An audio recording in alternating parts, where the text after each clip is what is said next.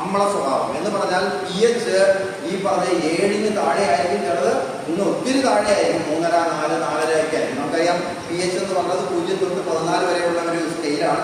7 അതിൻ്റെ ഏറ്റവും ഒപ്റ്റിമമായിട്ട് അല്ലെങ്കിൽ ഏറ്റവും അനുയോജ്യമായിട്ടുള്ളത്. ഒരിക്കലും നമുക്ക് 7 കിട്ടില്ല, 7-ന് അപ്പുറത്തോട്ടും പോകില്ല. ഈ കുമാരമംഗലം പ്രദേശത്ത് ഒരു കാരണവശാലും 7-ന് അപ്പുറത്തോട്ട് പോവുകയില്ല. 7-ന് താഴെ എത്രമാത്രം 7-ന് താഴെയാണ് എന്നുള്ളതാണ് നമ്മുടെ പ്രശ്നം. ഇനിയിപ്പോൾ എൻ്റെ മണ്ണ് പരിശോധിച്ചപ്പോൾ അല്ലെങ്കിൽ സാറിൻ്റെ പരിശോധിച്ചപ്പോൾ ഒരു 6.5, ഇത് കുഴപ്പമില്ല. അദ്ദേഹത്തിൻ്റെ പരിശോധിച്ചപ്പം അതൊരു 5, അദ്ദേഹത്തിൻ്റെ പരിശോധിച്ചപ്പം ഒരു 4, 3.5 എങ്ങനെയൊക്കെ വന്നാൽ അത് വലിയ രീതിയിൽ അമ്ലത്വം എത്ര pH പറയുന്നു അത്രയും അമ്ലത്വം കൂടും. അപ്പം അമ്ലത്വം കൂടിയാലുള്ള പ്രശ്നങ്ങൾ എന്ന് പറഞ്ഞാൽ ആ മണ്ണിലെ സസ്യത്തിന് ആരോഗ്യകരമായി വളരാൻ പറ്റില്ല, കാരണം അതിനുള്ള മൂലകങ്ങൾ വെച്ചെടുക്കാൻ പറ്റും. രണ്ടാമത്, അമ്ലത്വമുള്ള മണ്ണിൽ രോഗമുണ്ടാക്കുന്ന കീടങ്ങളും രോഗങ്ങൾ, പ്രത്യേകിച്ച് രോഗങ്ങൾ, കുമിളുകൾ, ബാക്ടീരിയകളും പേരിക്കും. അപ്പൊ അതിന് നമ്മൾ അമ്ലത്വം ലഘൂകരിക്കണം. അപ്പൊ നമ്മുടെ അമ്ലത്വമുള്ള ഈ മണ്ണിലെ അമ്ലത്വം ലഘൂകരിക്കാനുള്ള മാർഗം എന്ന് പറഞ്ഞാൽ കുമ്മായ വസ്തുക്കൾ, കുമ്മായം ഉൾപ്പെടെ വരുന്ന കുമ്മായ വസ്തുക്കൾ 4 പാർട്ടികളാണ് ഉള്ളത്. 1 കക്ക, 2 നീറ്റുകക്ക, 3 ചുണ്ണാമ്പ്, 4 ഡോളമൈറ്റ്. അങ്ങനെ 4 സാധനങ്ങളാണ് കുമ്മായ വസ്തുക്കൾ. കക്ക എല്ലാവർക്കും അറിയാം, കാൽസ്യം കാർബണേറ്റ്.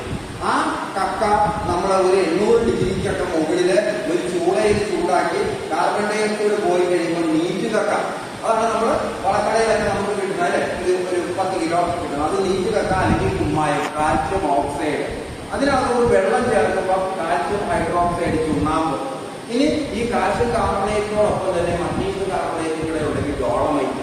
അങ്ങനെ 4 സാധനങ്ങളാണ് നമ്മുടെ അമ്ലത്വം ലഘൂകരിക്കാനായിട്ട് ഉപയോഗിക്കുന്നത്. അങ്ങനെയാണ് കുമ്മായ വസ്തുക്കൾ എന്ന് പറയുന്നത്. ഇനി ഇവരിൽ ആരാണ് ഏറ്റവും മിടുക്കൻ? കക്കയാണോ, നീറ്റ് കക്കയാണോ, ചുണ്ണാമ്പാണോ, ഡോളമൈറ്റ് ആണോ? അപ്പൊ നമ്മൾ ഡോളമൈറ്റ് മിടുക്കനാണ്, കാരണം അതിനകത്ത് കാൽസ്യവും മഗ്നീഷ്യവും ഉണ്ട് അല്ലേ. പക്ഷേ ഈ കുമ്മായ വസ്തുക്കളുടെ അമ്ലത്വം ലഘൂകരിക്കാനുള്ള കഴിവിനെ പറയുന്നത് നിർവീര്യ ശേഷി, ന്യൂട്രലൈസിംഗ് പവർ. അത് ഏറ്റവും കൂടുതലുള്ളത് നീറ്റ് കക്ക അല്ലെങ്കിൽ കുമ്മായത്തിനാണ്. അത് 179 ഉണ്ട്. കക്കയ്ക്ക് 100 ഉള്ളൂ, ഡോളമൈറ്റിന് 104, ചുണ്ണാമ്പിന് 129. അപ്പൊ നമ്മുടെ അമ്ലത്വം ലഘൂകരിക്കാൻ ഏറ്റവും ശക്തനായ ആള് കുമ്മായവും അല്ലെങ്കിൽ നീറ്റ് കക്ക.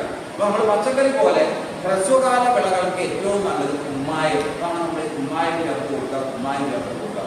ഡോളമൈറ്റിന് 104 നിർവീര്യ ശേഷിയുള്ളൂ. അപ്പൊ ഏറ്റവും നല്ല ഫൈൻ പവർ ആയിട്ടുള്ള കുമ്മായമാണെങ്കിൽ പെട്ടെന്ന് നമുക്ക് ഗുണം കിട്ടും. അത് മണ്ണിന് ചേർത്ത് കൊടുക്കുന്നത് എത്ര അളവിൽ വേണമെന്ന് കൃത്യമായി അറിയണമെങ്കിൽ മണ്ണ് പരിശോധിക്കണം.